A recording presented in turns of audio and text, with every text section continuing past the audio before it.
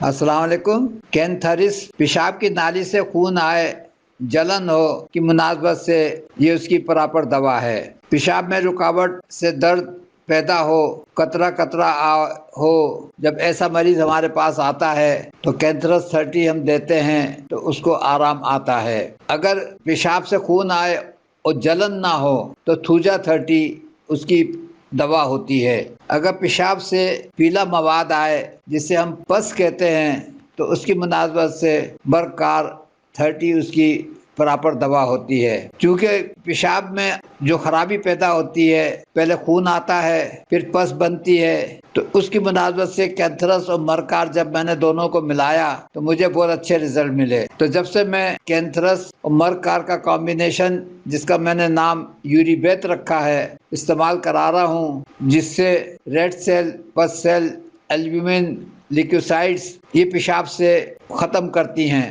گردے کی خرابی سے جو نیچے کا ڈائسٹولک بلڈ پریشر ہوتا ہے اس کو بھی یہ کمبینیشن کیور کرتا ہے۔ گردے کی خرابی سے پنجوں میں ورم آ جاتا ہے، چہرے پہ ورم آ جاتا ہے، بھووں سے نیچے سر میں درد ہوتا ہے، یہ کمبینیشن وہاں پہ بہت اچھا کام کرتا ہے۔ اسی طرح زینہ چڑھتے وقت گھٹنوں میں درد ہو تو کینتھرس 30 اکیلی اس کی دوا بنتی ہے۔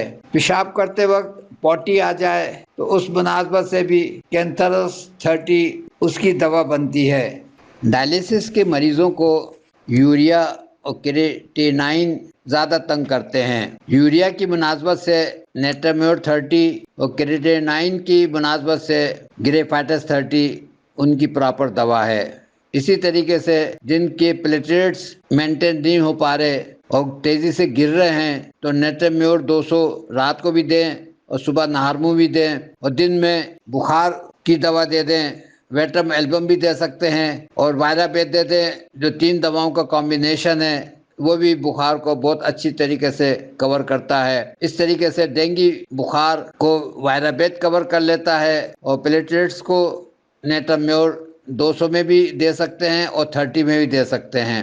السلام علیکم۔ مرکیوریس کوروسیوس خونی پیچش اور سوزاک کی واحد دوا۔ خونی پیچش جس میں مروڑ ہوتا ہے، آؤں آتی ہے، خون آتا ہے، تو جب ایسا مریض کوئی ہمارے پاس آتا ہے تو ہم مرکار اس کو زبان پر ٹپکاتے ہیں، مروڑ ہو رہا ہوتا ہے تو فوراً مروڑ میں آرام آ جاتا ہے، اور ہم دوا بنا کے دے دیتے ہیں، کچھ دن میں وہ بیماری ختم ہو جاتی ہے۔ تقریباً 1 مہینہ کھلا دیں تو یہ آنتوں کی جو خرابی ہے وہ ٹھیک ہو جاتی ہے۔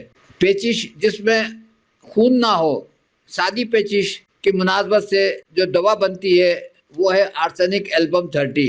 اس میں ہی مروڑ ہوتا ہے، آؤں آتی ہے، اگر آرسینک البم 30 ہم منہ میں ڈالیں فوراً مروڑ ختم ہو جاتا ہے، لیکن اس میں خون نہیں ہوتا۔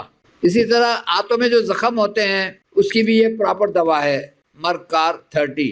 آنتوں میں زخم کی جو پہچان ہے وہ یہ کہ جب مریض پوٹی کرتا ہے تو اس کی پوٹی میں خون لگ کر آتا ہے، الگ سے نہیں آتا، پوٹی میں خون لگا ہوا ہوتا ہے، اس کا مطلب آنتوں میں زخم ہے جو پوٹی میں لگ کر آ رہے ہیں، تو اس میں بھی مرکار 30 ہم دیتے ہیں تو آنتوں کے زخم کو ٹھیک کرتی ہے، اور وہ خون میں جو پوٹی میں لگ کے آ رہا ہے وہ بھی ٹھیک ہو جاتا ہے۔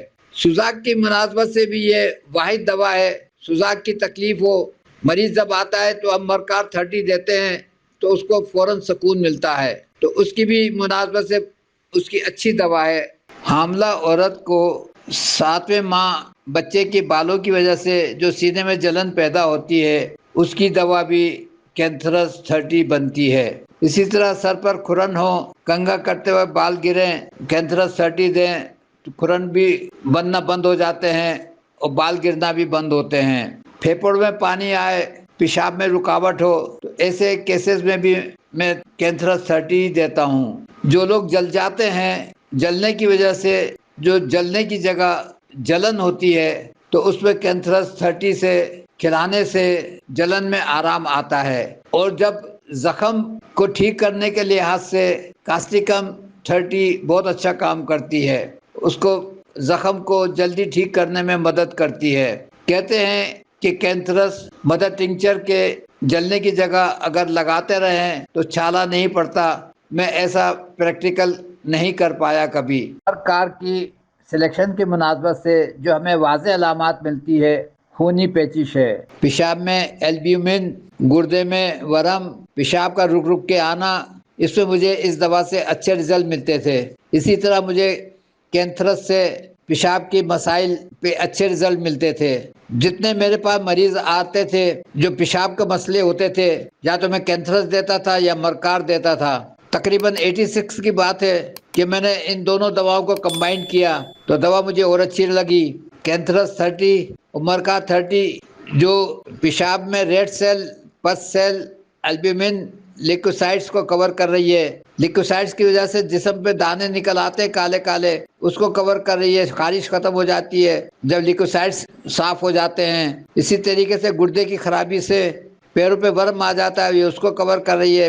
گردے کی خرابی سے جو بلڈ پریشر ہوتا ہے ڈائسٹولک، یہ اس کو کمبینیشن کور کر رہا ہے۔ آج کل اسپنکس کی لائف پرسنٹیج کم ہو رہی ہے، اس کو یہ کمبینیشن کور کر رہا ہے۔ تو اس طریقے سے میں تقریباً 86 سے اس کمبینیشن کو استعمال کرا رہا ہوں، اور مجھے نہ امپروو کرنے کی ضرورت پڑی کہ میں اس میں کوئی ایڈیشن کروں، اور مجھے اچھے رزلٹ مل رہے ہیں اور بہت کوئک رزلٹ ملتے ہیں۔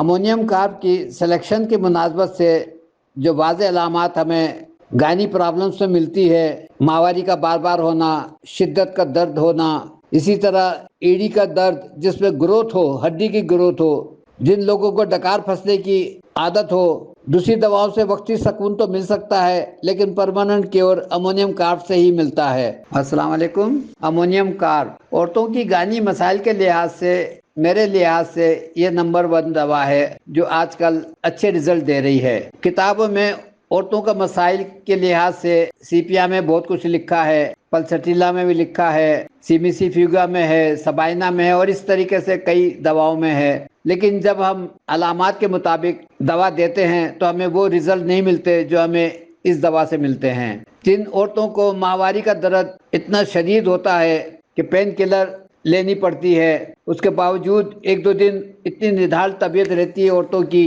کہ کوئی کام کاج کرنا ان کے لیے دشوار ہو جاتا ہے۔ ماہواری کا درد ہمیں پلسٹیلا میں ہی ملتا ہے لیکن وہ اتنا شدت کا نہیں ہوتا۔ ماہواری کا درد ہمیں کوکولس انڈیکا میں بھی ملتا ہے، وہ کوئی ٹکڑا پھنس جاتا ہے اور جب ٹکڑا نکل جاتا ہے تو درد میں آرام آ جاتا ہے، وہ بھی اتنا شدت کا نہیں ہوتا، مریضہ برداشت کر لیتی ہے۔ اگر کوکولس انڈیکا ایسی مریضہ کو دے دی جائے جن کو مہینے میں ٹکڑے آتے ہیں، کلاٹنگ ہوتی ہے، تو وہ درد فوراً ٹھیک ہو جاتا ہے، پہلی خوراک سے درد ٹھیک ہو جاتا ہے۔ ماہواری بار بار ہو، ماہواری کا خون زیادہ آتا ہو، یہ سبائنا میں بھی ہے اس کا ذکر، لیکن سبائنا سے ہمیں رزلٹ نہیں ملتے۔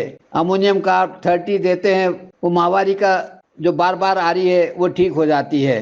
جن حاملہ عورتوں کو اسپاٹ آ جائے، خون کے دھبے آ جائیں، اس کا خطرہ یہ رہتا ہے کہ کہیں ایبارشن نہ ہو جائے۔ جب امونیم کارب 30 دیتے ہیں تو جو خون کا دھبا ہے اس کے بعد نہیں آتا اور وہ تکلیف دور ہو جاتی ہے۔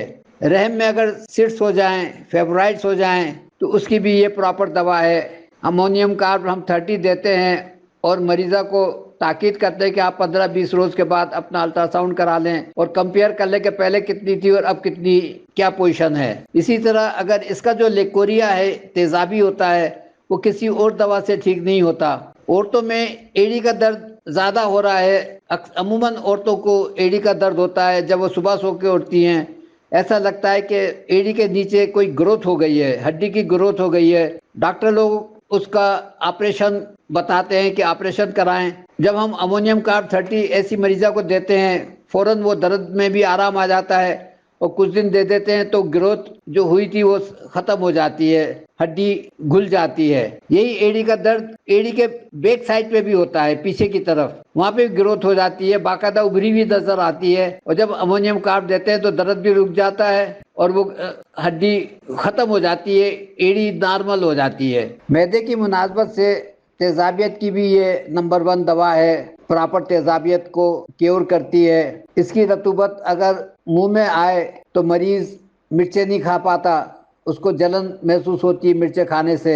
یہی رطوبت اگر ہونٹوں کی طرف آ جائے تو باچھوں کا مرض ہو جاتا ہے، ٹیوب لگانے سے بھی باچھیں ٹھیک نہیں ہوتی، باچھیں اندر سے لعاب سے کٹتی رہتی ہیں۔ جن لوگوں کو ڈکار پھنسنے کی شکایت ہو تو اس میں بھی یہ واحد دوا ہے جو ڈکار پھنسنے میں ہم امونیم کارب 30 دیتے ہیں۔ پتی اچھلنے کے لحاظ سے بھی چاہے وہ پرانی ہو یا نئی ہو، جس میں ایویل کام کرتی ہے، اس کی جگہ ہم امونیم کارب سے لیتے ہیں اور اس کی یہ پراپر دوا ہے امونیم کارب 30۔ جن لوگوں کو مسے نکلنے کی پوٹی کے ریکٹم میں جو مسے باہر نکل آتے ہیں اور ڈاکٹر لوگ اس کو آپریٹ کرنے کے لیے مشورہ دیتے ہیں، بغیر آپریشن کے وہ اندر نہیں جاتے، بار بار مریض کو ہاتھ سے اندر کرنے پڑتے ہیں، پھر اس کے باوجود باہر نکل آتے ہیں۔ پتہ نہیں کس طریقے سے یہ امونیم کارب اس کو نارمل کر دیتی ہے، اس کی پراپر دوا ہے۔ جن لوگوں کو گوہانجی نکل جائے، آنکھوں کے اوپر ہوتی ہے گوہانجی، اس کو بھی یہ بہت اچھے طریقے سے کیور کرتی ہے، اس مرض کو ختم کر دیتی ہے۔ بگڑے بخار جسے ہم ٹائیفائڈ کہتے ہیں، کتابوں میں دکہ بخار لکھا ہے، اس میں بھی بہت اچھا کام کرتی ہے۔